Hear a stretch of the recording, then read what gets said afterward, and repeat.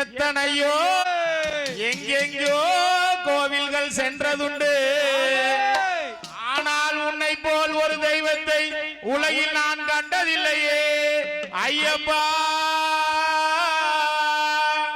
ஓம் சாமியே சரணமையப்பா சரணமையப்பா அதான பிரபுவே சரணமையப்பா. சாமியை யாத்திரை சிக்கனும் பொண்ணு பகவானே சரணமையப்பா. யாத்திரை நல்ல விதமாக நடத்தி கொடுக்கொண்டு மேர்மேனி தர்ம சாஸ்தாவே சாமியே ஓ மரிகர சுதரானந்த சித்தனையனையப்ப சரணமையப்பா. தன்னே